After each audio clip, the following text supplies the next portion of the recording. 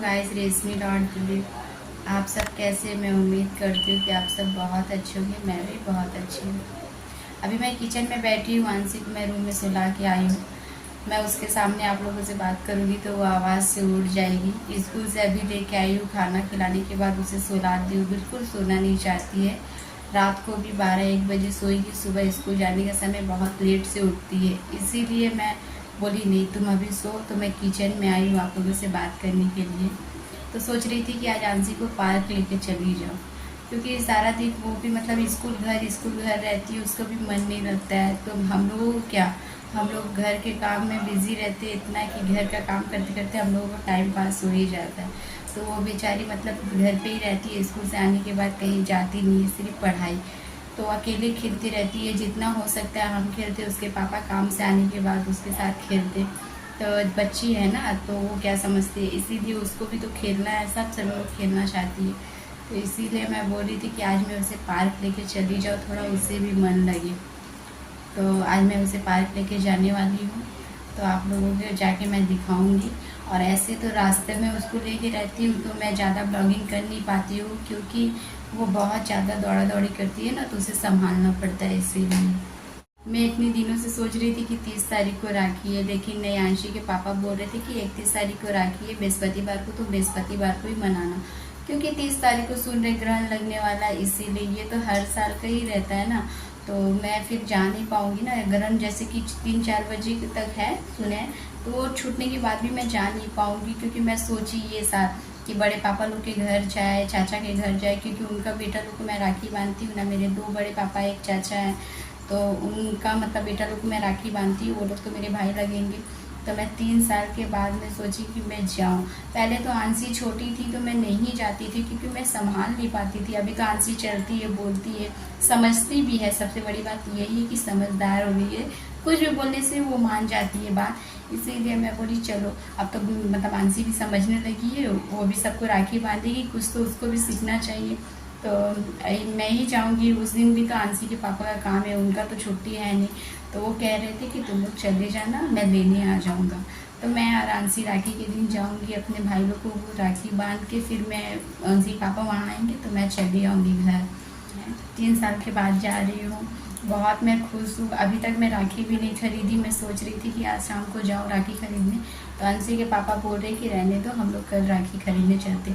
ऐसे तो पहले जब मतलब अंशी नहीं थी तब का बात बता रहे, जब शादी हो भी गया था तब भी, और शादी का पहले भी मैं पहले जाती थी बड़े पापा की जो बेटी लोग है, मेरी बहन लोग, दीदी लोग के संग जाती थी बड़ा बाज़ार, वहाँ से राखी खरीदने। वहाँ बहुत अच्छा अच्छा राखी मिलता है हमेशा। तो भाभी लोग के लिए राखी खरीदती थी, भैया लोग के लिए वहीं जाती थी, तो वहीं से खरीद के लेके आती थी। पर अब नहीं होता है ना पहले की तरह, क्योंकि क्या है कि घर भी संभालना पड़ता है, साथ में बच्ची भी है, बच्ची को संभालना पड़ता है। हाँ, सब कुछ रेडी करके तब कहीं बाहर निकलना पड़ता है। इसीलिए मैं बोल रही थी कि नहीं, मैं पास से घर के बाहर भी बहुत ऐसा दुकान है, बहुत अच्छा अच्छा राखी आया हुआ है, मैं जाऊंगी तो आप लोगों को भी दिखाऊंगी। तो यहीं से मैं खरीद लूँगी राखी।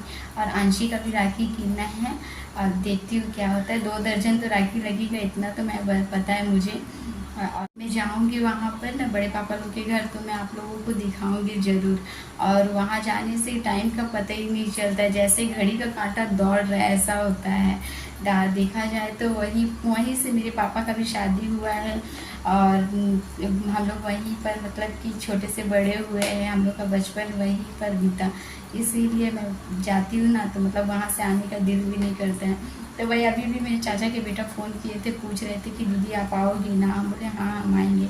और मेरी जो बड़ी दीदी है वो तो आ नहीं पाएगी, वो थोड़ा बिजी अब है। तो बोल रहे थे कि नहीं ये साल मैं नहीं आऊँगी, तुम अकेले चली जाओगी। तो हर साल मैं उसी के साथ जाती थी सबके घर राखी बांधने के लिए, लेकिन ये साल मैं पूरा अकेले पड़ गई हूँ, तो मैं अकेले जाऊँगी। ऐसे अकेले क्या है, आंशी तो है ही, आंशी को लेके जाएंगे। तो देखते क्या होता है।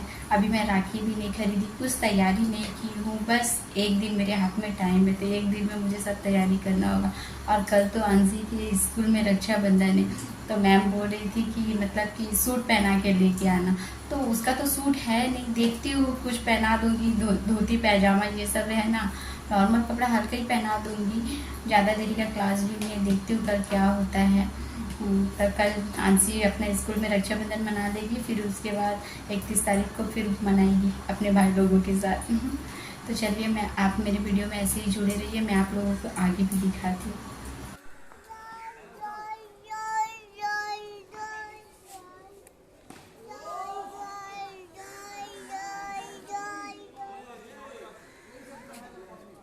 अरे अरे अरे, आ जाओ, 1 2 3।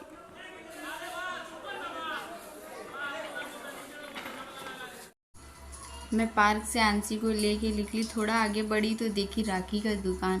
तो मैं गई देखने के लिए। मैं जब देखी तो बहुत खूबसूरत खूबसूरत राखी आया हुआ था, तो मुझे बहुत पसंद आया। तो मैं वहीं आंशी को कहने लगी कि तुम्हारे पापा को मैं यहीं पर लेके आऊँगी, बहुत अच्छा अच्छा राखी आया हुआ है, आप लोग भी देख सकते। देखिए कितना खूबसूरत राखी है, मैं यहीं से ख़रीदूँगी। और देखिए, ऐसे भी तो मुझे 2 दर्जन ख़रीदना है, तो मैं अपने लिए यहीं से ख़रीद लूँगी, फिर देखती हूँ आगे। तो आज का वीडियो आप लोगों को अच्छा लगा होगा तो लाइक शेयर सब्सक्राइब ज़रूर करिएगा।